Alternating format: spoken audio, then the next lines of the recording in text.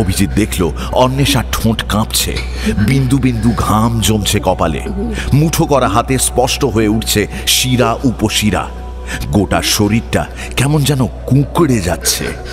এইভাবে আর কতক্ষণ লড়তে হবে?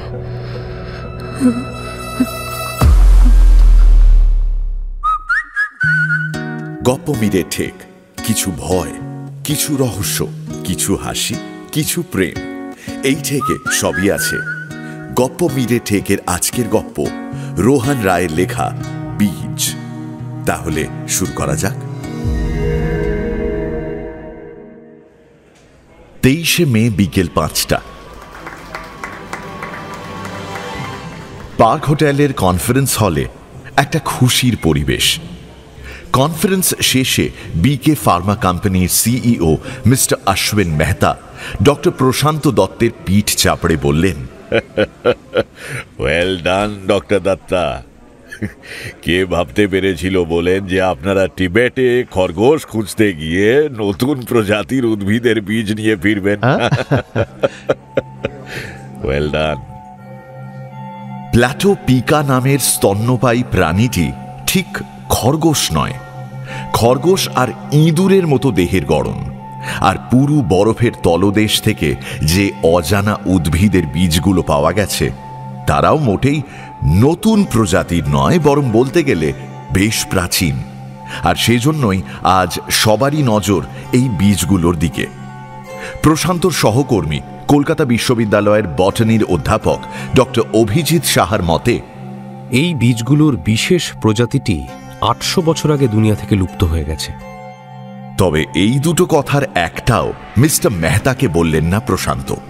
বিকে ফার্মা তাদের পুরো তিব্বত অভিযান স্পন্সর করেছে। পৃষ্ঠপোষকের ভুল ধরতে নেই। আজকের এই পার্টিতে একাডেমিক ও রিসার্চ ফিল্ডের প্রাণী বিশেষজ্ঞ এবং ওষুধ কোম্পানির লোকজনদের থাকার কথা ছিল, কিন্তু এখন উদ্ভিদবিদরাও নেমন্তন্ন পেয়েছেন। কারণ ওষুধ কোম্পানির টাকায় তিব্বত অভিযানটি জুওলজিস্টদের উদ্দেশ্যে হলেও তার নিট ফলাফলটি বটানির দিকে ঝুঁকে পড়েছে। প্ল্যাটো পিকারা থাকে তিব্বত মালভূমির পার্মাফ্রস্ট মানে পুরু বরফের স্তরের অন্তত 1000 খানেক মিটার নিচে। এদের কলোনির সন্ধান করতে গিয়েই ঘটনাচক্রে বরফের স্তরের মধ্যে প্রশান্তদের টিম কাঠের বাক্সটা খুঁজে পান। প্ল্যাটো পিকার জীবন প্রণালীর বিষয়ে বেশ কিছু অজানা এবং জরুরি তথ্য জোগাড় হয়েছে বটে, কিন্তু শেষমেশ সমস্ত লাইমলাইট কেড়ে নিয়েছে কাঠের বাক্সে বন্দি থাকা কয়েকটা বীজ। তরুণ বটানিস্ট অভিজিৎ সাহার নামের সামনে পেছনে ভারী ভারী ডিগ্রির ভিড়, তবে বয়স এখনো 35 ছাড়ায়নি। সেও আজ খোশ মেজাজি। পোডিয়ামের ডান দিকে কাচের বাক্সে রাখা চারাটা অল্প অল্প মাথা দোলাচ্ছে। সেটি একটা বিশেষ প্রজাতির দানা শস্যের, নাম ফক্সটেল মিলেট। বৈজ্ঞানিক নাম সেটারিয়া ইটালিকা। উদ্ধার করা 15টা বীজের মধ্যে মাত্র 3টে অঙ্কুরিত হয়েছিল। তার থেকে শিবরাত্রের সলতের মতো এই একটাই টিকে আছে। অভিজিৎ নিশ্চিত অধুনালুপ্ত এই উদ্ভিদ প্রজাতি তার ক্যারিয়ারে একটা মস্ত ব্রেক এনে দেবে। অ্যাভোকাডো স্যালাডের খালি প্লেটটা বিনে নামিয়ে রেখে সে বলল, আমার একটা প্রস্তাব আছে। এই চারার নাম কিন্তু প্রশান্তদার নামে রাখা হবে। পানীয়ের গ্লাস উঁচিয়ে সকলে সাই দিল। আরে কিসব বলছো তোমরা? হ্যাঁ, যা করার তো তোমরাই করলে, আমি তো বটনির লোকই নই। না না না না না প্রশান্তদা, আবিষ্কারের নাম আবিষ্কারকের নাম অনুসারেই তো হবে, এটাই তো নিয়ম। আচ্ছা শুনুন, সকলের অনুমতি নিয়ে আমি এর নামকরণ করছি সেটারিয়া প্যাসিফিক। প্রশান্ত থেকে Pacific? Very witty, I second. তবে মিস্টার সাহা, বল কিন্তু এবার আপনাদের কোর্টে। এবার আপনাদের কাজ হচ্ছে এখান থেকে কোনো কাজে জিনিস পাওয়া যায় কিনা সেটা খুঁজে দেখা। ফান্ডিং নিয়ে ভাববেন না, আমরা তো আছি। মেহতা বেশ ঘুঘু লোক, অবশ্য বীজগুলো ওদেরই স্পন্সর করা অভিযান থেকে পাওয়া গেছে, তা অধিকার ওরা ছাড়বে কেন? সত্যি বলতে পয়সা খরচের ব্যাপারে কোনো রকম কার্পণ্য তো বিকে ফার্মা করছে না। অভিযানের খুঁটিনাটি সমস্ত ক্ষেত্রেই হাত উপর করে রেখেছিল। আজ এই সাকসেস পার্টির জন্য এই বিলাসবহুল হোটেলের সবচেয়ে বড় কনফারেন্স হলটাও ওরাই তো ভাড়া করেছে। দামি দামি স্টার্টার, মেন কোর্স, রকমারি ডেজার্ট, পানীয়, আরও কত কি। চোখে দেখা তো দূরের কথা, অর্ধেক খাবারের নামই তো আমার জানা নেই। কিন্তু মনে হচ্ছে এবার কেরিয়ারের পালে বাতাসের যোগান নিয়ে আর খুব একটা চিন্তা করতে হবে না। প্রশান্ত দিব্য দৃষ্টিতে নিকট ভবিষ্যতে খান কয়েক ইন্টারন্যাশনাল কোল্যাবোরেশন এবং তৎসহ ফ্রি ফরেন ট্যুর স্পষ্ট দেখতে পেলেন। এন্টালির টালি ছাওয়া ঘর থেকে লড়াই শুরু করা ছেলেটার এইবার বিশ্ব জয়ের পালা। হায়ার স্টাডিজে শুধু তার নিজের ডিসিপ্লিনের লোকজন না, কোর বটানির লোকজনও তার নাম জানবে। প্রসন্ন মনে পানীয়ের গ্লাসে ঠোঁট ছোঁয়ালেন প্রশান্ত। অভিজিতের সৌজন্যে এইমাত্র তিনি জেনেছেন এই বিশেষ গ্লাসটির নাম নিক অ্যান্ড নোরা। স্টেম মানে হাতে ধরার অংশটা বেখাপ্পা লম্বা, আর বোল মানে আধারটা ছোট। আর এই হলুদ শ্যাম্পেন বেসড পানীয়ের নাম ফ্রেঞ্চ 77। স্বাদ একটু কড়া, কিন্তু গলা দিয়ে নামার পর আশ্চর্য একটা অনুভূতি। সাফল্য জিনিসটা তো এরকমই। This is the test of success. শুরুতে কষ্ট, দিনের পর দিন মুখ বুজে পরিশ্রম, তারপরে হঠাৎ একদিন শিকে ছিঁড়ে সুখ এসে ভাসিয়ে নিয়ে যাবে। না, আজ প্রশান্ত এই এক গ্লাসে থামবে না। আজকে দিনটা উদযাপনের। এই তো শুরু। এইবার এই সব তরলে আগুনে অভ্যস্ত হবার দিন আসছে। আচমকা হলের একপাশ থেকে একটা শোরগোল উঠল। প্রশান্ত চমকে উঠে দেখলেন তাঁরই টিমের দুজন গবেষক অনিমেষ আর সুদীপ্ত সোফায় এলিয়ে পড়েছে। চোখ উল্টে গেছে তাদের। দেখে মনে হচ্ছে জ্ঞান নেই। অভিজিৎরা ছুটে গেল সেদিকে। প্রশান্ত দ্রুত পায়ে এগোতে গেলেন, কিন্তু পারলেন না। মাথাটা হঠাৎ ঘুরে গেল।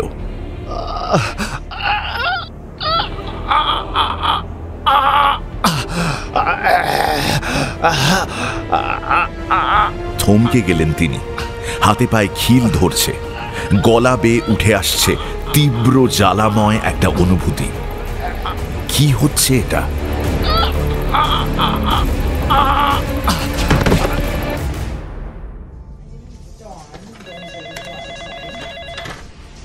পরদিন 24শে মে সকাল 11:30টায় SSKM হাসপাতালের উডবার্ন ওয়ার্ডে অভিজিতের কথা শুনে ভুরু কুঁচকে গেল মেডিকেল কলেজের নিউরোসার্জারি বিভাগের প্রধান ডক্টর বিশ্বনাথ পালের।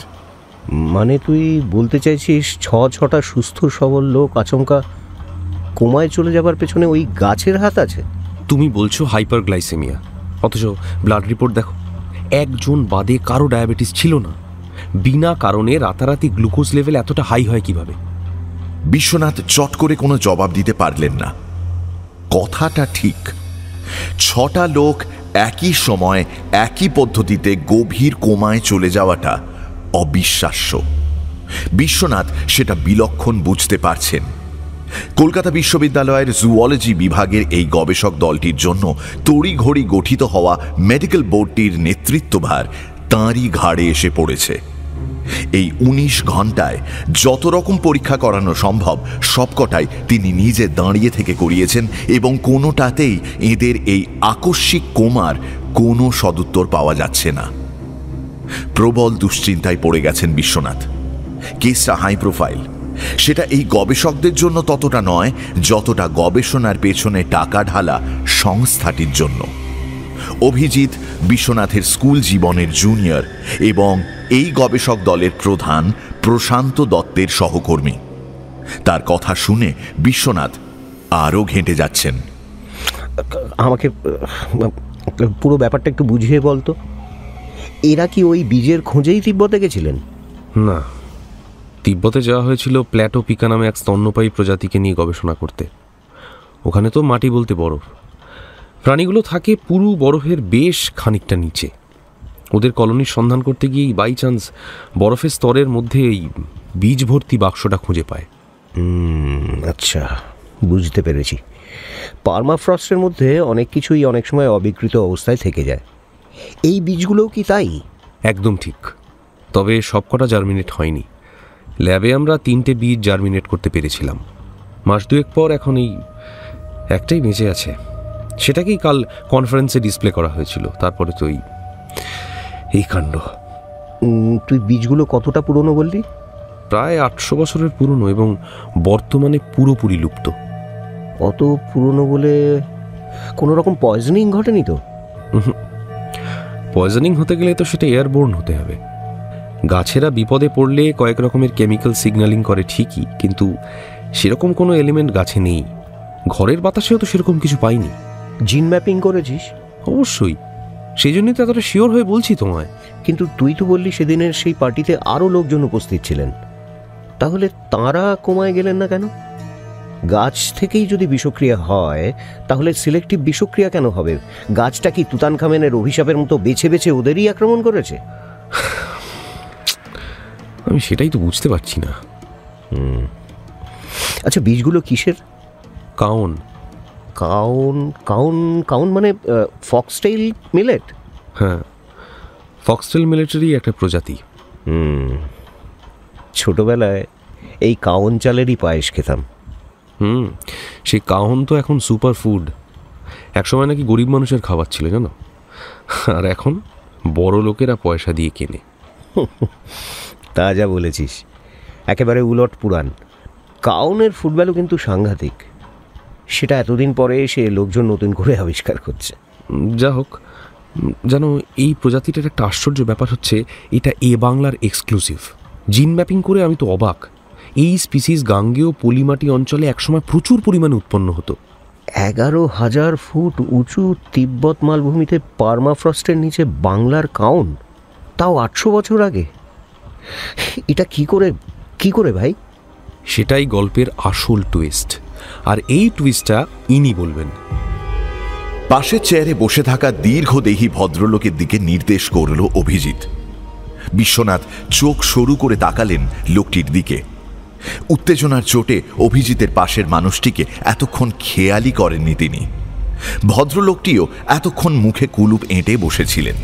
আলাপ করিয়ে দিই, ইনি আমাদের ইউনিভার্সিটির বুদ্ধিস্ট স্টাডিজের হেড তন্ময় রায়চৌধুরী। নমস্কার। নমস্কার।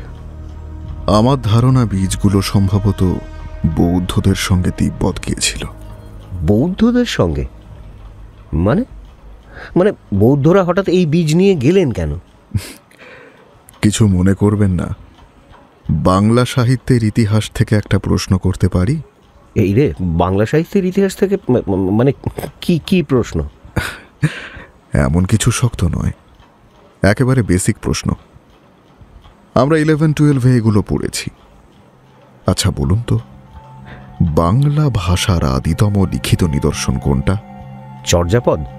এই তো, চর্যাপদের পুঁথি কে আবিষ্কার করেছিলেন মনে আছে? প্রসাদ। পেটে আসছে, মুখে আসছে না। কি যেন একটা শাস্ত্রী। হ্যাঁ, হরপ্রসাদ শাস্ত্রী। কোথা থেকে আবিষ্কার করেছিলেন জানেন? নেপালের রাজদরবারের গ্রন্থাগার থেকে। এবারে বলুন তো, বাংলা ভাষায় লেখা চর্যাপদের পুঁথি নেপালে পাওয়া গেল কি করে? হ্যাঁ, তাই তো। কি করে? প্রায় 1201 মতান্তরে 1203 খ্রিস্টাব্দে ইখতিয়ার উদ্দিন মোহাম্মদ বিন বখতিয়ার খিলজি যখন বাংলা আক্রমণ করেন, সেই সময় বাংলা নিবাসী বহু বৌদ্ধ তাদের পুঁথিপত্র নিয়ে নেপাল, তিব্বত, চীন ইত্যাদি জায়গায় পালিয়ে গিয়েছিলেন। বখতিয়ার খিলজি এবং তাঁর পরবর্তী কয়েকজন তুর্কি শাসকের শাসনকালে বেশ কয়েক বছর ধরে চলেছিল বৌদ্ধদের এই মাস এক্সোডাস। খাদ্যশস্য হিসেবে তাদের সঙ্গে নেপাল, তিব্বতে কাউন বীজ যাওয়াটা খুবই স্বাভাবিক।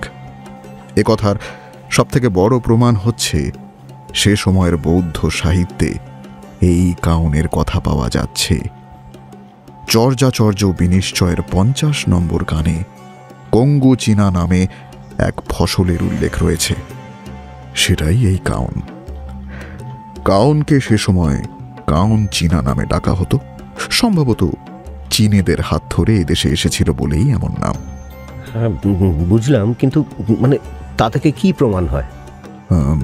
অভিজিৎ, বিশ্বনাথ বাবুকে বাক্সের ছবিটা দেখাও। এক সেকেন্ড, এ দেখো। অভিজিৎ নিজের মোবাইলের গ্যালারি ঘেঁটে একটা ছবি বের করে বিশ্বনাথের দিকে এগিয়ে দিল। বীজগুলো এই বাক্সের মধ্যে পাওয়া গেছিল। রেডিও কার্বন ডেটিং করে দেখেছি, বাক্সটাও মোটামুটি অতটাই পুরনো। বাক্সের গায়ে খোদাই করে 4টে শব্দ লেখা আছে। এ দেখো, দেখতে পাচ্ছ? বিশ্বনাথ ছবিটা জুম করে খুদে খুদে অক্ষরগুলো ঠাহর করার চেষ্টা করলেন। সংস্কৃত নাকি? না, হরফটার নাম নেওয়ারি, প্রাচীন নেপালি লিপি, কিন্তু ভাষাটা বাংলা। বাংলা? কি বলছেন? হ্যাঁ, ওই 4টে শব্দ চর্যাপদ থেকে নেওয়া। হরপ্রসাদ শাস্ত্রী নেপালের রাজ গ্রন্থাগার থেকে চর্যাপদের যে পুঁথি আবিষ্কার করেছিলেন, সেখানে প্রথম চর্যাগানের 2য় লাইনে এই কথাগুলো আছে। আদি সিদ্ধাচার্য লুইপাদের লেখা গান। কথাটা কি কি লেখা আছে? চঞ্চল চিয়ে বৈঠকাল। এটা এটা আবার কি শব্দবাজি? মানে এটার মানেটা যদি একটু বুঝিয়ে বলেন প্লিজ। অবশ্যই বলবো বিশ্বনাথ বাবু, সেই জন্যই তো এলাম। মানে হলো, চঞ্চল চিত্তে কাল প্রবেশ করল, ষড়রিপুর অধীনে সংসারী মনের কথা বলা হচ্ছে, যা সময়ের সুতোয় বাঁধা।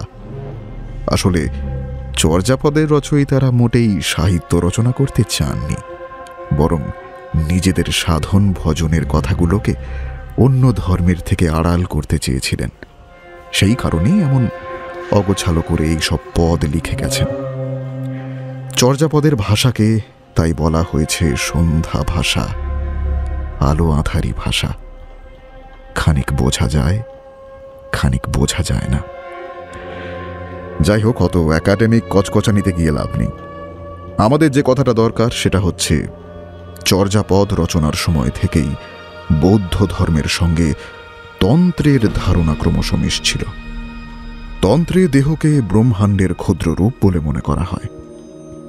সহজ যান বা কালচক্র যানে তন্ত্রের এই ধারণার অনুসরণে মূল বৌদ্ধ ধর্মের নির্বাণের ধারণাটাকে সামান্য মোল্ড করে নেওয়া হয়েছে। এই সব দেহতত্ত্ব আর সাধনার কথাই চর্যা রচয়িতারা এমন অগোছালো করে লিখে গিয়েছিলেন। প্রথমে বটনি থেকে বৌদ্ধ ধর্ম এলো, সেখান থেকে এবার তন্ত্রমন্ত্র। 800 বছর আগের বৌদ্ধ ধর্মের কথা উঠলে তন্ত্রের কথা উঠতে বাধ্য। ঘটনা হচ্ছে, বুদ্ধদেবের মৃত্যুর পর বৌদ্ধ ধর্ম হীনযান আর মহাযান এই 2 ভাগে ভেঙে গিয়েছিল। ক্রমে এই 2 ভাগও ভেঙেছিল আরো অনেক ভাগে। মহাযানী বৌদ্ধ ধর্মের শেষ যে কটা পরিণতির খোঁজ পাওয়া যাচ্ছে, সেই 3টে মতেই তন্ত্রের প্রভাব সাংঘাতিক রকম বেশি। বজ্রযান, সহজযান আর কালচক্রযান। বজ্রযানই আরো কিছুটা পাল্টে সহজযান আর তারপর কালচক্রযানে পরিণত হয়েছিল। যারা চর্যাগান লিখেছিলেন তাঁরা ছিলেন এই সহজযানপন্থী বা সহজিয়া বৌদ্ধ। এই যে বীজগুলো আপনারা বরফের তলা থেকে বাক্সবন্দি অবস্থায় আবিষ্কার করেছেন, এগুলো খুব একটা সাধারণ নিরীহ জিনিস নয়। এগুলো সম্ভবত সহজিয়া বৌদ্ধদের সাধন ভজনের উপাদান। হতে পারে তাঁরা কাউন বীজের জপমালা ব্যবহার করতেন। সেক্ষেত্রে বলতে হয়, এই বীজগুলোর সঙ্গে গুপ্ত তন্ত্র সাধনা জড়িয়ে রয়েছে। এক মিনিট, আপনি কি বাই এনি চান্স অভিশাপের কথা বলতে চাইছেন? একবার অভিজিতের সঙ্গে দৃষ্টি বিনিময় করলেন তন্ময়, তারপর বললেন, খানিকটা সেই গোছেরই। আমি বীজগুলো ভালো করে খুঁটিয়ে দেখেছি।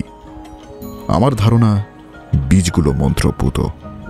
আপনি ঠিক কি বলতে চাইছেন বলুন তো? মূল বক্তব্যটা এক কথায় বলবেন। আমার মনে হয় মেডিকেল সায়েন্সের চিরাচরিত পথে ওদের জ্ঞান ফিরিয়ে আনা সম্ভব নয়, কিন্তু সঠিক পদ্ধতিতে চেষ্টা করলে অবশ্যই সম্ভব। আপনি অনুমতি দিলে আমি বজ্রযানের সাধন পদ্ধতির দিক থেকে একটা চেষ্টা করতে চাই। Sorry Tanmoy Babu, that's not possible. রোগীদের ওপর কোনো রকম অপবিজ্ঞানের প্রয়োগ আমি অ্যালাউ করব না। অপবিজ্ঞান নয়, আপনি আমার পুরো কথাটা শুনুন। আমার একজন হিপনোথেরাপিস্ট লাগবে। হিপনোথেরাপিস্ট? আপনি কি ম্যাজিক ট্যাজিক দেখাতে চান নাকি? এটা কি মানে আপনি মহাজাতি সদন বা কলা মন্দির পেয়েছেন? এটা হাসপাতাল। অভিজিৎ, এইসব ননসেন্স লোককে কেন তুই নিয়ে এসছিস সেখানে? বিশ্বনাথ বাবু, আপনি প্লিজ আমার পুরো কথাটা শুনুন, প্লিজ। আমার ধারণা প্রশান্তদের মাথার মধ্যে কিছু একটা গিঁট পাকিয়ে রয়েছে। সহজ জ্ঞানের সাধন তত্ত্বে হয়তো তার উত্তর আমি খুঁজে পাব, কিন্তু গিঁট খোলাটা আমার সাধ্যে কুলোবে না। আমি বড় জোর চাবি জোগাড় করে দিতে পারি। চাবিটা নিয়ে তালার কাছে পৌঁছতে পারবে একজন শক্তিশালী সম্মোহন বিশারদ। অভিজিৎ একজনের নাম সাজেস্টও করেছে। হ্যাঁ বিশ্বনাথদা, অন্বেষা রায় খুব গিফটেড হিপনোথেরাপিস্ট প্লাস টেলিপ্যাথ। অভিজিৎ, টেলিপ্যাথির কোনো বৈজ্ঞানিক ভিত্তি আছে? বিজ্ঞানের ছাত্র হয়ে তুই কি করে এইসব আজে বাজে বকছিস বলতো? বিশ্বনাথদা, আমি নিজে সাক্ষী। একটা কেসে মেয়েটার হেল্প পেয়েছিলাম আমি, সেই জন্যই জোর দিয়ে বলছি শি ইজ ব্রিলিয়েন্ট। তুই কি বলছিস বুঝতে পারছিস? সমস্ত যুক্তির বাইরে গিয়ে আমি এখন এইসব মাম্মজাম্ম করব? দেখো বিশ্বনাথদা, আমি শুনলাম প্রশান্ত তাদের দিল্লি এইমসে শিফট করার কথা হচ্ছে। এমনিতেও দিন তিনেকের বেশি সময় তো তোমরা পাবে না। দেখছো তো, they are not responding to anything. একটা চান্স নিয়ে দেখতে ক্ষতি কি? বড়জোর কাজ হবে না, এর চেয়ে বেশি কি হবে? তন্ময়দা অন্বেষাকে দিয়ে ঠিক কিভাবে চেষ্টা করতে চাইছেন তুমি একবার শোনোই না। বিশ্বনাথ মুখ গোঁজ করে দেওয়ালের দিকে চেয়ে রইলেন। টিউবলাইটের আলো তার চশমায় এসে পড়ে রামধনু রঙে ভেঙে যাচ্ছে। আপনি একটু ঠান্ডা মাথায় ভাবুন ডক্টর পাল। মানুষের প্রিকনশিয়াস এবং আনকনশিয়াস মাইন্ড কতটা রহস্যময় সে তো আপনি আমার চেয়ে অনেক ভালো করে জানেন। বৌদ্ধ তান্ত্রিক পুঁথিগুলোয় বলা হচ্ছে সহজিয়া বৌদ্ধরা বোধিচিত্তকে জাগানোর সাধনা করতেন। আধুনিক নিউরোলজির দিক থেকে এর একটা ব্যাখ্যা পাওয়া গেলেও তো যেতে পারে, পারে না? আমরা দুজনে মিলে যদি হিপনোথেরাপিস্ট মেয়েটির সাহায্যে এর একটা সমাধান খুঁজে পাই।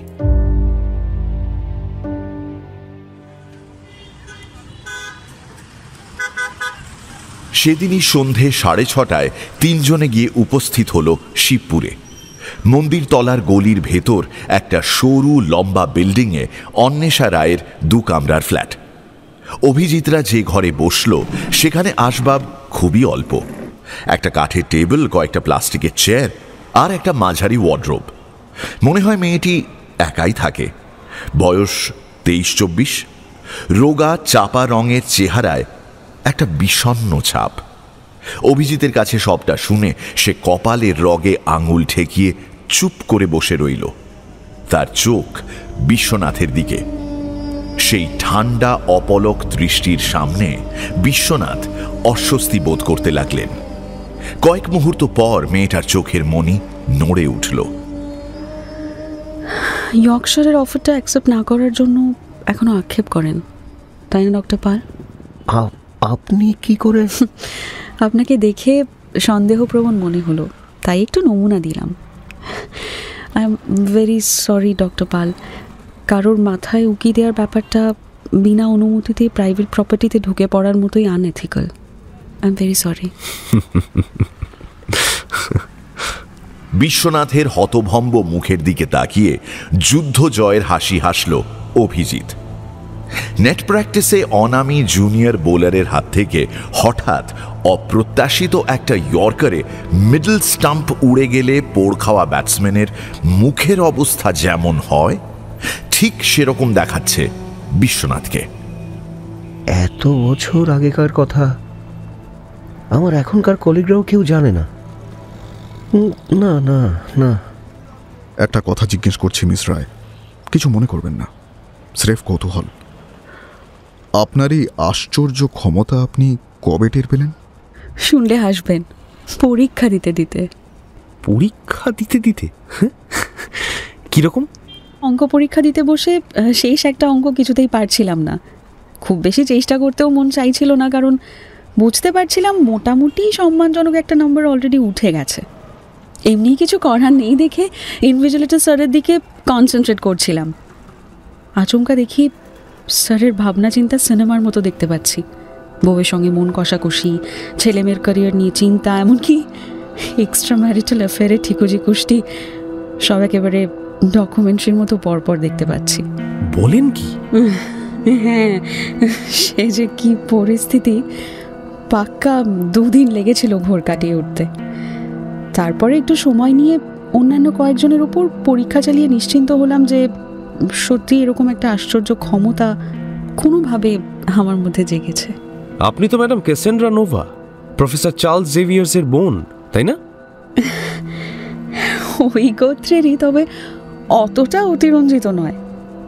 খুব কাছের বন্ধু বান্ধব যারা ব্যাপারটা জানে তারা আমায় ঠাট্টা করে ওই নামেই ডাকে। তাহলে তো আপনার বড় অশান্তি। সবার মনের কথা পড়ে ফেলা তো মোটেই খুব স্বস্তির ব্যাপার নয়। জ্ঞানবৃক্ষের ফল খেলে সুখ শান্তি চিরতরে ঘুচে যায় অভিজিৎ বাবু। সব জেনে ফেলার চেয়ে বড় অভিশাপ আর কিছু হয় না। আপনি কি অনেক দূরের মানুষেরও চিন্তা পড়ে ফেলতে পারেন? না না মিস্টার রায়চৌধুরী, কেউ আমার সামনে থাকলে তবেই পারি। যতটুকু বুঝেছি মোটামুটি 200-300 মিটার রেডিয়াসের মধ্যে আমার এই ক্ষমতাটা কাজ করে। বিশ্বনাথের বিস্ময়ের ঘোর কাটছিল না। তিনি বললেন, মিস রায়, আপনি প্লিজ কাজটা করুন মিস রায়, আপনি পারবেন। কিন্তু আমি যে বিষয়টার আগাপাশতলা কিছুই বুঝে উঠতে পারছি না ডক্টর পাল।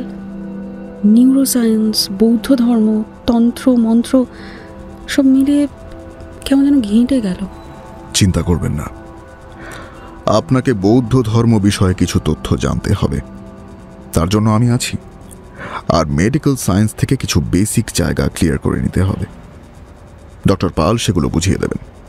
দুটো মিলিয়ে একটু পড়াশুনো করে নিতে হবে। এই রে, আবার পড়াশুনো? পড়াশোনার কথা শুনলে যে গায়ে জ্বর আসে। আপনি একবার একটু ভেবে দেখুন। আপনি যা পারিশ্রমিক চাইবেন আমরা দিতে রাজি আছি। দেখুন, আমরা অনেক আশা করে আপনার কাছে এসেছি। আমি অন্তত নিশ্চিত যে চিকিৎসা বিজ্ঞানের স্বাভাবিক পথে এই সমস্যার সমাধান হবে না। দেখুন, পারিশ্রমিকের ব্যাপারটা এখনই বলতে পারছি না, আমাকে আরেকটু ভাবতে হবে। তবে কাজটা আমি করব। যারা কোমায় গেছেন তারা গুণী মানুষ, আমি তাদের জন্য নিশ্চয়ই চেষ্টা করব, যদিও জানি না তাতে কাজ হবে কিনা। আপনি আমাদের বাঁচালেন। দেখবেন, আপনি চেষ্টা করলে নিশ্চয়ই হবে। বেশ, আপাতত এটুকুই রিকোয়েস্ট, আপনারা আমার জন্য একটা মেডিকেল ফ্যাসিলিটি তৈরি করে রাখবেন। কারণ ব্রেন হ্যাক করলে আমার শরীরে মনে অসম্ভব চাপ পড়ে, বেশ বাড়াবাড়ির পর্যায়ে পৌঁছে যায় অনেক সময়। অনেকবার তো অসুস্থ হয়ে পড়েছি। সে নিয়ে ভাববেন না, সে দায়িত্ব আমার। আমি সব রেডি রাখবো। বেশ, এবার কখন কোথায় যেতে হবে সেটা বলুন। আমরা আসল কাজটা পরশু সকালেই সেরে ফেলতে চাইছি। তার আগে একটা দিন আপনি একটু পড়াশুনো করে নিন। আমি একটা ব্রিফ নোট আপনাকে মেইল করে দিচ্ছি। কাল সন্ধেবেলায় আমি আর ডক্টর পাল আপনার সঙ্গে সামনাসামনি বসবো। বেশ, ঠিক আছে।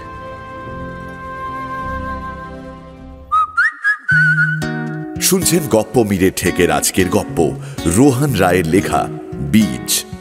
এখনো যদি ঠেকে সাবস্ক্রাইব না করে থাকেন তাহলে কিন্তু ঠকবেন। Subscribe to my official channel and don't forget to click on the bell icon for notifications. তাহলে বাকিটা শোনা যাক। অন্বেষার বাড়ি থেকে বেরিয়ে গাড়ি আনলক করতে করতে বিশ্বনাথ অভিজিৎকে বললেন, প্রফেসর চার্লস জেভিয়ার্স, এই লোকটা কে রে? কাসুন্দি না কি একটা বললে, মানে এরা কারা? মানে কোনো পাদ্রি ফাদ্রি নাকি?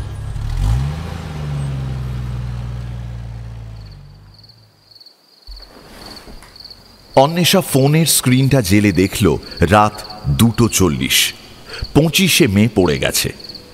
পড়াশোনা শেষ করে সে সোফায় গা এলিয়ে আধশোয়া হয়ে রয়েছে। ব্লুটুথ স্পিকারে মৃদু স্বরে পিঙ্ক ফ্লয়েডের ব্রেন ড্যামেজ বাজছে।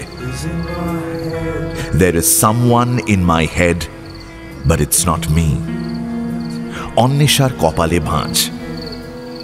কি আশ্চর্য, 1973 লুনেটিক গানের যে কথা বলা হচ্ছে 700-800 বছর আগে চর্যাপদের 22 নম্বর গানেও মোটামুটি একই কথা বলা হচ্ছে। অশরীর কই শরীর হি লুক্য, যো তাহি জানুই সো তাহি মুক্য।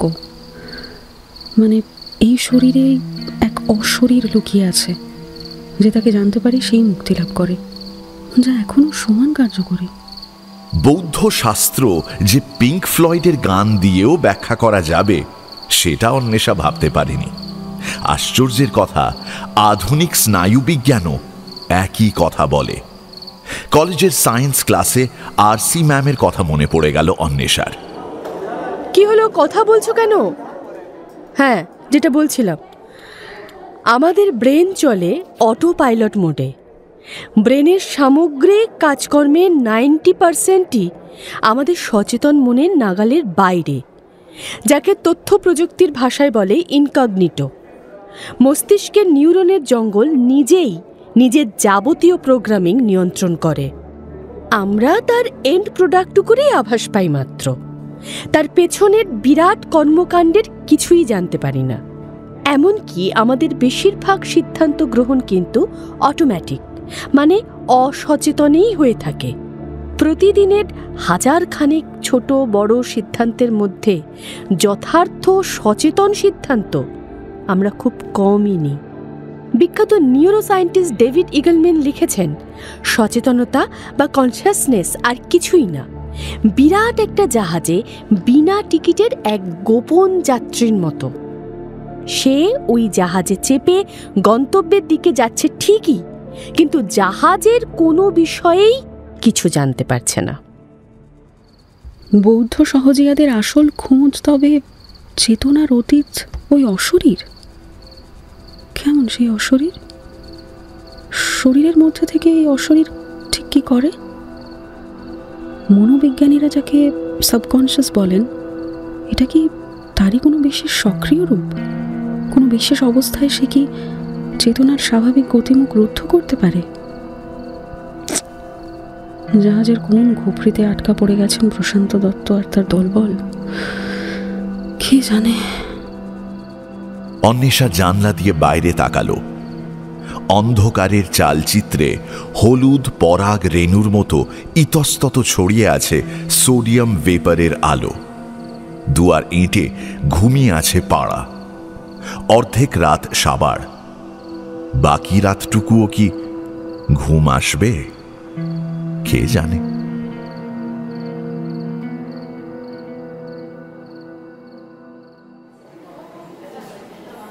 সেদিনই সন্ধে 6টায় অন্বেষা রায়ের সঙ্গে হাজরা এলাকার একটা মধ্যবিত্ত কফি শপে বসলেন তন্ময়।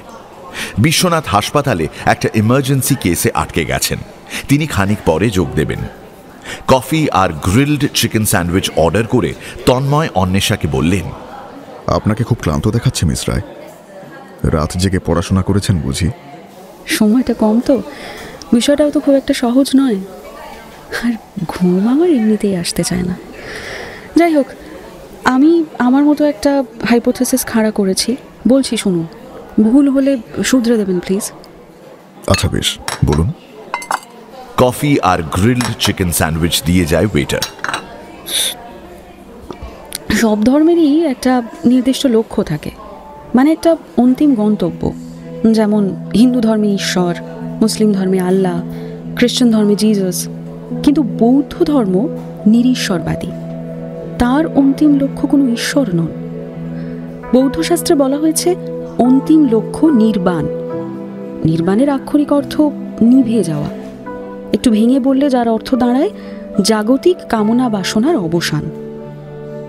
বুদ্ধের মৃত্যুর পর বৌদ্ধ ধর্ম ভাঙতে থাকে এবং কয়েকশো বছর পর মহাযান বৌদ্ধের একটা ধারার সঙ্গে তন্ত্র মিলেমিশে বজ্রযান, সহজযান বা কালচক্রযানের মতো ধর্মমতের আবির্ভাব হয়। এই ধর্মমতগুলোয় চরম লক্ষ্যের নাম বলা হচ্ছে সহজ মহাসুখ বা সহজানন্দ।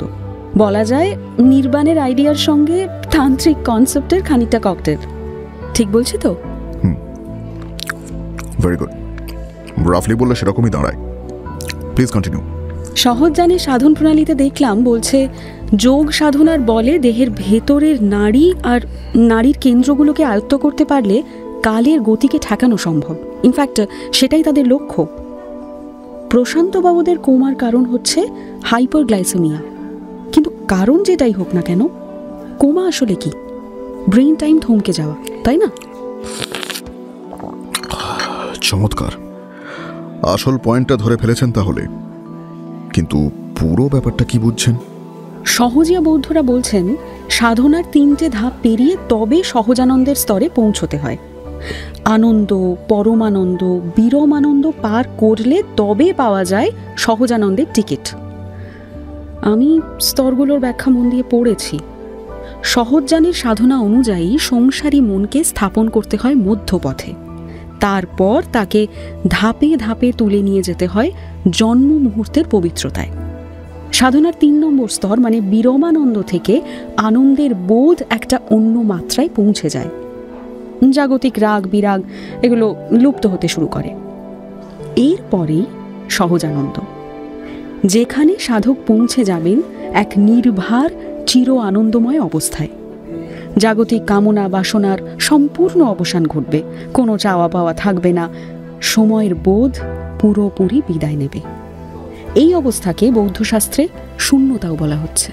ব্রিলিয়েন্ট, নামটা খেয়াল করার মতো, শূন্যতা, তাই না? একেবারেই, খুবই তাৎপর্যপূর্ণ। ফলে মিস্টার রায়চৌধুরী, সব মিলিয়ে আমার মনে হচ্ছে এই বীজগুলো সম্ভবত কালচক্রযানের কোনো সাধন পদ্ধতি। অঙ্কুরিত হবার ফলে বা গাছটা বড় হবার সঙ্গে সঙ্গে তাদের ভেতরে থাকা শক্তির ঘুমটা ভেঙে গেছে। হয়তো এই শক্তি যাঁদের হাতে মুক্তি পেয়েছে শুধু তাদেরই এফেক্ট করেছে। এবং আমার ধারণা এই এফেক্ট নেগেটিভ নয়, পজিটিভ।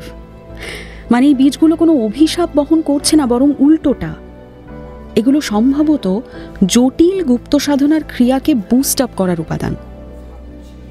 আমি যেটুকু বুঝেছি, প্রশান্তবাবুরা এখন সাধনার 2য় বা 3য় স্তরে রয়েছেন, মানে পরমানন্দ বা বিরমানন্দের স্তরে রয়েছেন। ক্রমশ সহজানন্দের দিকে এগোচ্ছেন, আর তাই তাদের ব্রেন টাইমটা থমকে গেছে। সাবাস মিস রায়, অ্যাবসলিউটলি ব্রিলিয়েন্ট। আপনি মাত্র কয়েক ঘন্টায় পুরো ব্যাপারটা ডিকোড করে ফেলেছেন। ঠিক বললাম তাহলে পুরোটা? একদম ঠিক। আমি শুধু একটা কথা যোগ করব। আমার ধারণা ওরা আসলে সহজানন্দের দিকে এগোচ্ছে না, এগোচ্ছে ব্রেন ডেথের দিকে। সহজানন্দের দিকে এগোনোর কথাই ছিল, কিন্তু সেটা হচ্ছে না। কারণ সহজ্জান বা কাল চক্রযানে দেহ সাধনার যে জটিল প্রক্রিয়ার মধ্যে দিয়ে যেতে হয় তা তো ওরা যায়নি। বুঝতে পারছেন কি বলছি? এই সাধনায় মনের সঙ্গে শরীরের সিঙ্ক্রোনাইজেশন ঠিকঠাক হওয়া দরকার। ওদের ক্ষেত্রে সেটা হওয়ার সুযোগ পায়নি। তার মানে আপনি বলতে চাইছেন স্টেপ জাম্প হয়ে যাচ্ছে?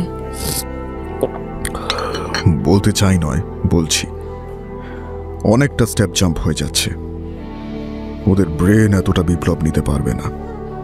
ফলে শরীরের আপাতত কোনো ক্ষতি বৃদ্ধি না হলেও মস্তিষ্ক দ্রুতই কোল্যাপস করবে। তাহলে উপায়? আমাদের সামনে এখন একটাই ধাঁধা।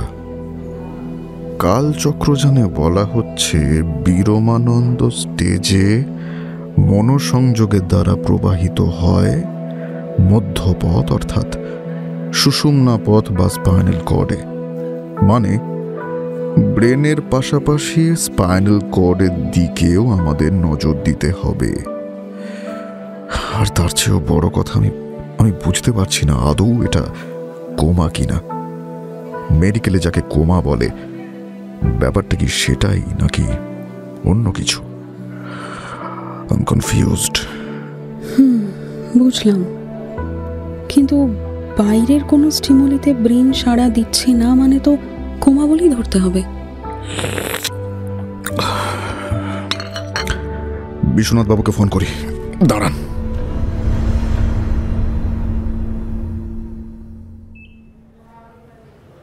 পরদিন 26শে মে সকাল 10:30টায় SSKM হসপিটালের উডবার্ন ওয়ার্ডে সকলে উপস্থিত। প্রশান্ত দত্তের বেডের পাশে অন্বেষার জন্য একটা হাই ব্যাকড মেডিকেল চেয়ারের ব্যবস্থা করা হয়েছে।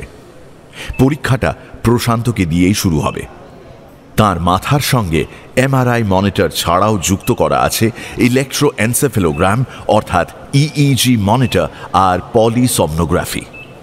অভিজিৎ জানে এই দ্বিতীয় পদ্ধতিটি মস্তিষ্কের ইলেকট্রিক্যাল সিগন্যাল রেকর্ড করে। গভীর কোমাচ্ছন্ন প্রশান্তর হেডক্যাপের ওপর দিয়ে জড়ানো রয়েছে সেন্সরের তার। তার স্পাইনাল কর্ডে বিশ্বনাথ কিছু অ্যান্টি ইনফ্লেমেটরি ড্রাগ চ্যানেল করে দিয়েছেন। মস্তিষ্ক আর স্পাইনাল কর্ডকে যুক্ত করেছে ব্রেন স্টেম। সেখানেই সবচেয়ে বেশি ধরনের নিউরনের অবস্থান। গতকাল দীর্ঘ আলোচনা করে বিশ্বনাথ আর তন্ময় ঠিক করেছেন তাদের প্রচেষ্টা হবে দ্বিমুখী। একদিকে বিশ্বনাথ প্রশান্তর সুষুম্না পথে প্রথা মাফিক চিকিৎসার চেষ্টা চালিয়ে যাবেন, আর অন্য দিক থেকে অন্বেষা প্রবেশ করবে প্রশান্তর মাথার ভিতর। বাইরে থেকে স্টিমুলেন্ট, ভেতর থেকে চিন্তা তরঙ্গের অভিঘাত। অন্বেষা মেডিকেল চেয়ারে শুয়ে পুরো ব্যাপারটা মাথার মধ্যে সাজিয়ে নিচ্ছে। বরফের নিচে দীর্ঘ শীত ঘুমে ঘুমিয়ে থাকা এক সাধন শক্তি এতদিন পর হঠাৎ জেগে উঠে 6টা মানুষের চেতনার স্বাভাবিক স্রোতকে বেঁধে ফেলেছে। সেই বাঁধন সরিয়ে নিতে হবে। কিভাবে সেটা করা সম্ভব তন্ময় অন্বেষাকে বুঝিয়ে দিয়েছেন। এই শক্তি ব্ল্যাক ম্যাজিক বা ক্ষতিকর তন্ত্র নয়, শূন্য স্বভাব সাধন শক্তি।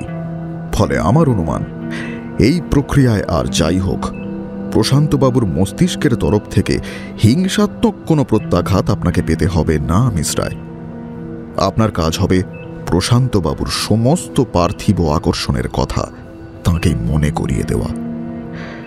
চিন্তার তরঙ্গ দিয়ে আঘাত করতে হবে ওর মাথায় ঘর করা এই শতাব্দী প্রাচীন নির্বিকল্প সমাধি সাধনার শক্ত পাথুরে বুকে। চাপা পড়ে থাকা আসক্তির সরু সুতোটিকে মুক্তি দিতে হবে। গভীর ধ্যানের মোহ ভেঙে যাতে নৃসিংহ অবতারের মতো বেরিয়ে আসতে পারে স্বাভাবিক কামনা বাসনাময় মানুষটি। প্রায় একই কথা হার্ডকোর মেডিকেল সায়েন্সের দিক থেকে বলেছেন বিশ্বনাথ। কোনো কোনো তরঙ্গের আঘাতে গভীর ঘুমের মধ্যে, এমনকি কোমার মধ্যেও মস্তিষ্ক খুব অল্প সময়ের জন্য জেগে ওঠে। চিকিৎসা বিজ্ঞানে একে বলে মাইক্রো অ্যারাউজাল। এই মাইক্রো অ্যারাউজাল ঘটলে মস্তিষ্কে তৈরি হওয়া তরঙ্গের প্যাটার্নে পরিবর্তন আসে। তৈরি হয় কে কমপ্লেক্স নামে এক বিশেষ প্যাটার্ন, যা মস্তিষ্ককে নির্দেশ পাঠায় জাগতে হবে নাকি ঘুমিয়ে থাকলে চলবে। কে কমপ্লেক্স তৈরি করতে পারলেই প্রশান্ত দত্তের স্বাভাবিক চেতনা ফিরে আসার সম্ভাবনা কিন্তু প্রবল। আধশোয়া অন্বেষার দিকে ঝুঁকে অভিজিৎ বললেন, দরকার বুঝলে প্রশান্ত তার বউ মেয়ের নাম আওড়াবেন। বউয়ের নাম দেবাঞ্জলি আর মেয়ের নাম হলো অলি। বিশ্বনাথের ফর্সা মুখখানা উত্তেজনায় উদ্বেগে লালচে হয়ে আছে। তিনি বললেন, আপনার ক্ষমতার ধরন বা পদ্ধতি আমার কাছে ক্লিয়ার নয়, তবে কষ্ট হলে কিন্তু সঙ্গে সঙ্গে এক্সিট করবেন, কেমন? মানে অহেতুক রিস্ক নেবেন না প্লিজ। অন্বেষা তাঁকে চোখের ইশারায় আশ্বস্ত করল। Good luck miss Roy, and take care, we can do it. Biswanath যন্ত্রগুলোর রিডিংয়ে একবার করে চোখ বুলিয়ে নিয়ে অন্বেষার দিকে তাকালেন। মিস রায়, আপনি রেডি? অন্বেষা মাথা নাড়ল, তারপর কপালের রগে তর্জনী ছুঁইয়ে চোখ বুঝল। মনোযোগকে নিয়ে এলো দুই ভুরুর মাঝে। পাখির চোখ এখন প্রশান্ত দত্ত। প্রথমে নিকষ অন্ধকার, কয়েক মুহূর্ত পরে গহীন মহাশূন্যের মলাট ছিঁড়ে ছুটে গেল আলোর রেখা। ধীরে ধীরে দুদিকে জ্বলে উঠল অসংখ্য আলোর মালা। আলোগুলো প্রথমে সাদা ছিল, ক্রমে বেগুনি হয়ে উঠল, তারপর দপদপ করতে শুরু করলো। কোথাও কোনো শব্দ নেই, যেন লক্ষ কোটি জোনাকি মিলে তৈরি করেছে অনন্ত এক বোবা টানেল। অথবা হয়তো এরও কোনো নিজস্ব শব্দ আছে, কিন্তু তা সাবসনিক, মানুষের ইন্দ্রিয়ে ধরা দেবার মতো নয়। এই দৃশ্য অন্বেষার চেনা। যে কারো মাথার ভেতরে ছবিটা এরকমই। আলোগুলো নিউরনের ইলেকট্রিক্যাল সিগন্যাল। এইবার এরা আস্তে আস্তে জালের আকার নিচ্ছে। চিকিৎসা বিজ্ঞানের পরিভাষায় যাকে বলে নিউরাল পাথওয়ে। বিজ্ঞানীরা এখনো এ বস্তুর পূর্ণাঙ্গ কোনো ম্যাপ বানাতে পারেননি। মস্তিষ্কের অনেক কোষ নাকি আজও অনাবিষ্কৃত। 1-1.5 কেজির ছোট্ট একটা জিনিস, অথচ অতল রহস্যের খাসমহল। সহজ জানে মানে সহজিয়া বৌদ্ধদের সাধন তত্ত্বে মস্তিষ্ককে দেহের একটা প্রধান সাধন চক্র হিসেবে ধরা হয়। সেখানে মস্তিষ্কের নাম দেওয়া হয়েছে উষ্ণিষ্কায়। তন্ময়বাবুর দেওয়া ব্রিফে লেখা আছে, সহজ জানের কোনো কোনো পুঁথির ভাষ্য মতে উষ্ণিষ্কায় হচ্ছে মানুষের সঙ্গে ব্রহ্মাণ্ডের সেতু। কথাটা নিঃসন্দেহে রূপক ধর্মী, কিন্তু বাস্তবে মস্তিষ্ক তো বহির্বিশ্ব আর মানুষের মধ্যে একটা ইন্টারফেস হিসেবেই কাজ করে। কথাটা মনে হতেই অন্বেষার গায়ে একটু কাঁটা দিয়ে উঠল। সত্যি 1 কিউবিক সেন্টিমিটার ব্রেন টিস্যুতে এত লক্ষ কোটি নিউরন জালিকা থাকে যে তার যথার্থ তুলনা চলতে পারে শুধুমাত্র তারায় ভরা আকাশগঙ্গার সঙ্গেই। অনন্ত অলৌকিক এই নক্ষত্র বিধি শুধু তো অতল রহস্যের ভাণ্ডার না, অনির্বচনীয় এক স্থাপত্য, নাকি ভাস্কর্য বলাই যথাযথ হবে। মাতৃগর্ভ থেকে কিভাবে জোনাকির পর জোনাকি বুনে তৈরি হয়ে ওঠে এমন নকশি কাঁথা, সেটা অন্বেষার জানা নেই। বিশ্বনাথের মতো নিউরোসার্জন হয়তো সেটা বলতে পারবেন, কিন্তু নিউরোসার্জনরা যে দৃশ্য এমআরআই ছাড়া দেখতে পাবেন না, তা অন্বেষা একেবারে সামনে থেকে দেখতে পায়, যাকে বলে লাইভ এক্সপিরিয়েন্স। তবে তার ক্ষমতার দৌড় এটুকুই। প্রশান্তর চেতনার প্রবাহ পথে ঠিক কোথায় তালা পড়ে আছে সে জানে না, বিশ্বনাথ বা তন্ময়ও জানেন না। মস্তিষ্কটা মৃত্যুর দিকে এগোচ্ছে, অন্বেষাকে সেটা থামাতে হবে। মানুষের মস্তিষ্কের অন্দরমহল অন্বেষার অচেনা নয়, কিন্তু একটা মৃত্যু পথগামী মস্তিষ্কের ভিতরে এসে দাঁড়ানোর অভিজ্ঞতা এই প্রথম। স্বাভাবিক মস্তিষ্কের ইলেকট্রিক্যাল সিগন্যাল আরও উজ্জ্বল হয়। অবশ্য মনে হচ্ছে আশা এখনো ফুরিয়ে যায়নি। আলোগুলো জ্বলছে নিভছে, মানে সিগন্যালিং সিস্টেম এখনো কাজ করছে। তার মানে এখনো খানিকটা সময় আছে। প্রশান্তর চেতনা এখনো পুরোপুরি শরীর মনের দখল হারায়নি। তন্ময়ের কথা মতো চললে কাজ হতে পারে। অন্বেষা দেখল পায়ের তলায় স্ফটিকের মতো স্বচ্ছ শূন্যতা কনভেয়ার বেল্টের মতো তাকে এগিয়ে নিয়ে যাচ্ছে। অথবা কিছুই এগোচ্ছে না, আসলে সবই দৃষ্টির ভ্রম, অপটিক্যাল ইলিউশন। কি মনোরম এই ভ্রম! তাকিয়ে থাকতে ইচ্ছে করে, মন অন্যদিকে যেতেই চায় না, কিন্তু আপাতত সেই অবকাশ তো নেই। প্রশান্তর সঙ্গে যোগাযোগের চেষ্টা করতে হবে। নিজের ইচ্ছে শক্তিকে সংযত করল অন্বেষা। দেবাঞ্জলি দেবী আপনার জন্য অপেক্ষা করছেন প্রশান্তবাবু। ওলি অপেক্ষা করছে। আপনার সারা জীবনের গবেষণা এক উজ্জ্বল ভবিষ্যৎ নিয়ে অপেক্ষা করছে আপনার জন্য। বিজ্ঞানকে এখনো অনেক কিছু দেবার আছে আপনার। এই দুনিয়ায় সবার নির্বাণ লাভের প্রয়োজন নেই। গার্হস্থ ধর্ম তবে কারা পালন করবে? কারা ছবি আঁকবে? কারা কবিতা লিখবে, গান বাঁধবে? অন্য গ্রহের প্রাণীর খোঁজ করবে কারা? কাদের কান্না, হাসি, রাগ, অভিমান, ঘৃণা, ভালোবাসায় ঢেকে থাকবে এই নীল গ্রহ?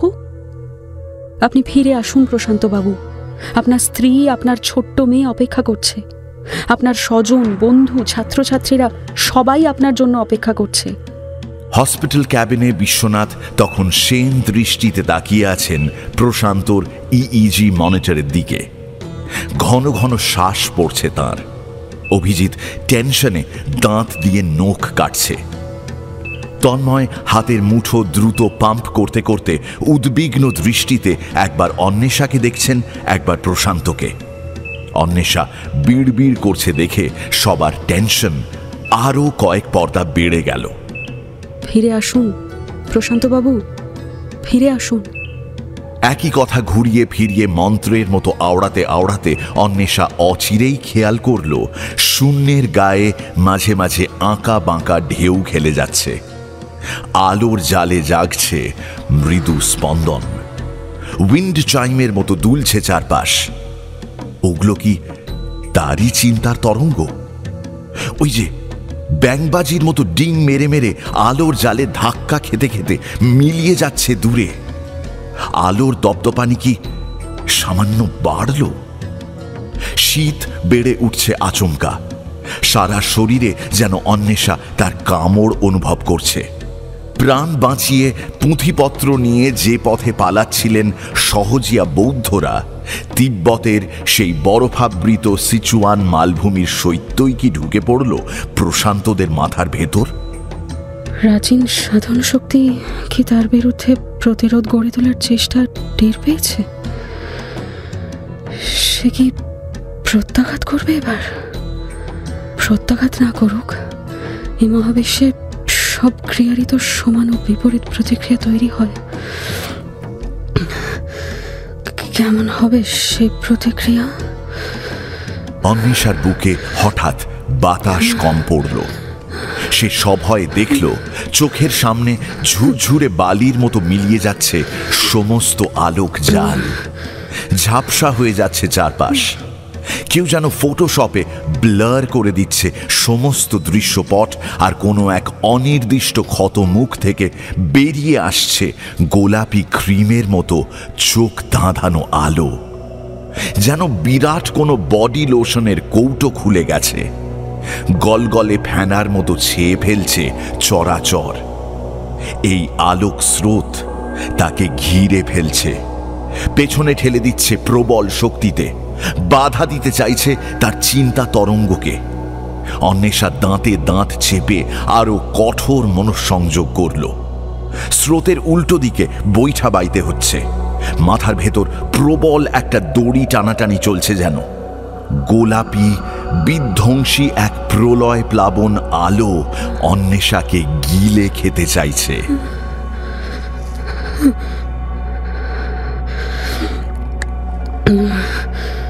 অভিজিৎ দেখল অন্বেষার ঠোঁট কাঁপছে, বিন্দু বিন্দু ঘাম জমছে কপালে, মুঠো করা হাতে স্পষ্ট হয়ে উঠছে শিরা উপশিরা।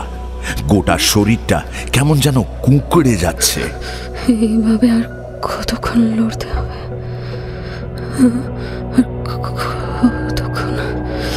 নিশ্চয় খুব কষ্ট হচ্ছে মেয়েটার। কি যে চলছে ভেতরে। অভিজিতের গলা শুকিয়ে কাঠ। ওদিকে তন্ময় উত্তেজনায় খামচে ধরেছেন অভিজিতের আস্তিন। অন্বেষার চারপাশটা তখন পাক খেতে শুরু করেছে। গোলাপি ক্রিমের প্লাবন পরিণত হচ্ছে ঘূর্ণি ঝড়ে। কেউ যেন তাকে একটা ওয়াশিং মেশিনের ভেতর ঢুকিয়ে সুইচটা অন করে দিয়েছে। সমস্ত স্নায়ুতন্ত্র জুড়ে যেন কেউ লক্ষ কোটি সূঁচ বেঁধাচ্ছে। যন্ত্রণায় মাথা ফেটে পড়তে চাইছে। অন্বেষা বেশ টের পাচ্ছে নিজের চেতনার নিয়ন্ত্রণ তার হাত থেকে পিছলে যাচ্ছে একটু একটু করে। আর বেশিক্ষণ নিজেকে ধরে রাখা সম্ভব হবে না। গবেষকদের উদ্ধার করতে এসে সে নিজেই কি ফাঁদে পড়ে যাবে? ধাঁধার প্রাচীন মন্ত্রশক্তি কি তাকেও খেয়ে ফেলবে? চিরতরে তালা বন্ধ করে রেখে দেবে নিউরাল নেটওয়ার্কের জটিল গলির কোনো অন্ধকারে?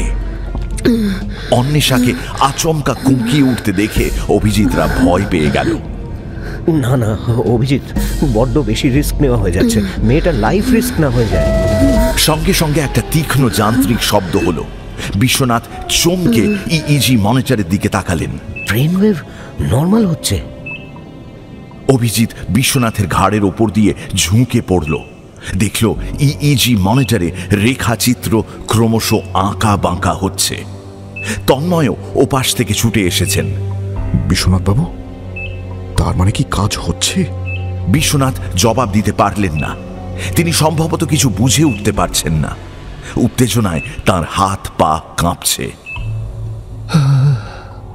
একটু পরেই প্রশান্তর ডান হাত সামান্য নড়ে উঠল। বড় করে একটা শ্বাস পড়ল পরক্ষণেই। দ্রুত হলো বুকের ওঠানামা। বিশ্বনাথ তার উপর ঝুঁকে পড়লেন। ফিরছে ফিরছে, জ্ঞান ফিরছে। এরপরেই এমআরআই মনিটরে যে দৃশ্যটা দেখা গেল, বিশ্বনাথের মতো অভিজ্ঞ নিউরোসার্জন এত বছরের অভিজ্ঞতায় এরকম কিছু কখনো চাক্ষুষ করেননি। মনিটরে প্রশান্তর শিরদাঁড়ার মাঝ বরাবর একটা গোলাপি আভা দেখা যাচ্ছে। একদলা ফেনা জমে আছে যেন। ফেনাটা ওঠানামা করছে। ছোটবেলার অঙ্কে তেল মাখানো বাঁশে বাঁদরের ওঠানামার মতো। বিশ্বনাথ, এটা কি? বুঝতে পারছি না রে।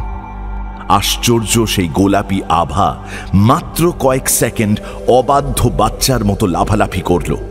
তারপরেই এক লাফে মিলিয়ে গেল কোথায়। সঙ্গে সঙ্গে বিস্ফারিত চোখ মেলে তাকালেন প্রশান্ত দত্ত।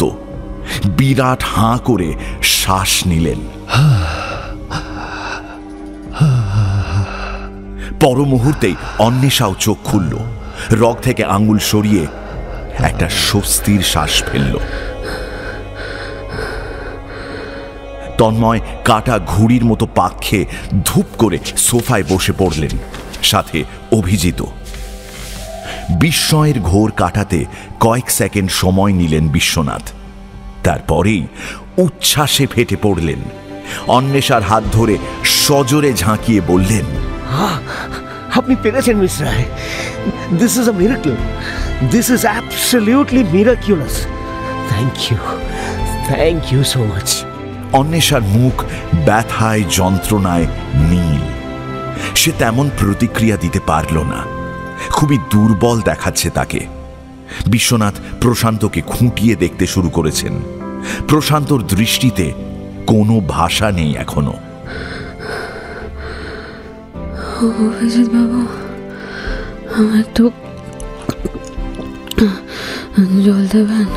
অভিজিৎ দ্রুত হাতে বোতল থেকে জল ঢেলে অন্বেষার দিকে গ্লাস বাড়িয়ে দিল। এই নিন, আপনি ঠিক আছেন তো? কোনো জবাব দিল না অন্বেষা। আশ্চর্য রকম শূন্য লাগছে তার ভেতরটা। পাড়ার সবচেয়ে বড় বটগাছটা উন্নয়ন বাবদ কাটা পড়ার পর জানলা থেকে আকাশটাকে যেমন বিভৎস ফাঁকা দেখায়, সেরকমই দেখাচ্ছিল অন্বেষাকে। সব কিছুরই দাম দিতে হয়। এই দুনিয়ায় কোনো কিছুই ফ্রি নয়। অন্বেষাকেও কি তার অলৌকিক ক্ষমতার মূল্য দিতে হয়নি? হয়েছে। স্বাস্থ্য দিতে হয়েছে, মানসিক স্থিতি দিতে হয়েছে, হয়তো আয়ুও দিতে হয়েছে। এবং এটা মোটেই প্রেজেন্ট পারফেক্ট টেন্স নয়, ঘোরতর প্রেজেন্ট কন্টিনিউয়াস। দাম দিয়ে যেতে হচ্ছে নিয়মিত, ইএমআই দেবার মতো। নির্দিষ্ট সময় অন্তর অন্তর মুদ্রাস্ফীতির নিয়ম মাফিক লাফিয়ে লাফিয়ে বেড়েও যাচ্ছে সেই দাম। পৃথিবীর কোনো এমআরআই, কোনো এক্স-রে সেই ক্ষতের নাগাল পাবে না। একটা দীর্ঘশ্বাস ফেলে হাত বাড়িয়ে অন্বেষা গ্লাসটা নিল। ওদিকে প্রশান্ত আবার চোখ বুজে ফেলেছিলেন, তবে তাঁর সমস্ত দেহ লক্ষণই স্বাভাবিক হচ্ছিল। বিশ্বনাথের মুখ থেকে চিন্তার মেঘ সরে গেছে। মনিটরে চোখ বুলিয়ে তিনি বললেন, ইটস ওকে। আর চিন্তার কিছু নেই বলেই মনে হচ্ছে। Yes, of course he is stressed. এবার মনে হচ্ছে একটু ঘুমোবেন। তখনই দরজা ঠেলে এক জুনিয়র ডাক্তার উঁকি মারল, চোখে মুখে উত্তেজনা।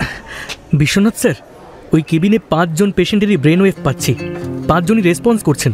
হ্যাঁ, বলো কি? তিনি লাফিয়ে উঠে হুড়মুড়িয়ে পাশের ক্যাবিনের দিকে দৌড় দিলেন। ব্যাপারটা কি হলো? একজনের মন্ত্র কাটতেই বাকিরাও জেগে উঠল। তন্ময়কেও দিশাহীন দেখাচ্ছিল। কয়েক মুহূর্ত ভেবে কপালের ঘাম মুছে তিনি বললেন, দেখো, মিস রায় ছিলেন বলে অঙ্কের উত্তর মিলিয়ে দিতে পেরেছি ঠিকই, কিন্তু মাঝখানের সব স্টেপ যে আমি নিজেই খুব ভালো করে বুঝেছি তা নয়। তোমার সেটারিয়া প্যাসিফিককে নিয়ে একদিন বসতে হবে। চলুন তবে ভালো করে পরীক্ষা নিরীক্ষা করে দেখি ধর্মের কল বটানিতে নড়ে কিনা। তবে মিস রায়কেও লাগবে, না হলে সব প্রশ্নের উত্তর পাবো না। উনি রাজি হন কিনা দেখো। ওকে লাগবে কেন? গাছের মস্তিষ্ক হ্যাক করার কথা ভাবছেন নাকি? আরে গাছের তো সেন্ট্রাল নার্ভাস সিস্টেমই নেই। গাছের সেন্ট্রাল নার্ভাস সিস্টেম নেই বটে, কিন্তু তা সত্ত্বেও তারা নিজেদের মধ্যে যোগাযোগ রক্ষা করে, শিকড়ের মাধ্যমে তো বটেই। তাছাড়া কোথায় পড়েছিলাম, গাছেরা নিজেদের মধ্যে বিভিন্ন কেমিক্যাল সিগন্যাল আদান প্রদান করে। ঠিক বলছি তো? তুমি আরো ভালো বলতে পারবে। Yes, neurotransmitter. অত নামধাম জানি না, কিন্তু যোগাযোগ হচ্ছে মানেই তো একটা চেতনা প্রক্রিয়া কাজ করছে, তাই না? তো একটা কমিউনিকেশন সিস্টেম যখন কাজ করছে, তাকে হ্যাক করা কি একেবারেই অসম্ভব? মিস রায় চেষ্টা করলে পারবেন না? অভিজিৎ উত্তেজিত ভঙ্গিতে কিছু একটা বলতে যাচ্ছিল, বলতে পারল না, কারণ প্রশান্ত দত্ত আবার চোখ মেলেছেন।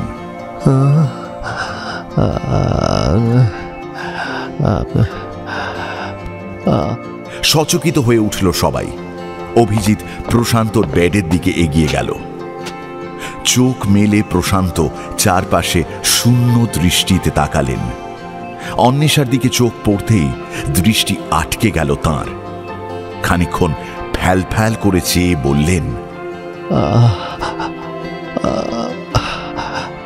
আপনাকে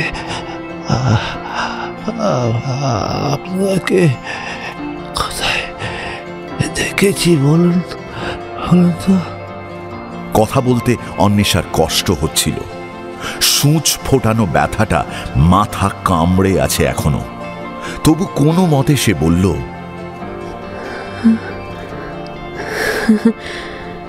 বললে আপনি বিশ্বাস করবেন না।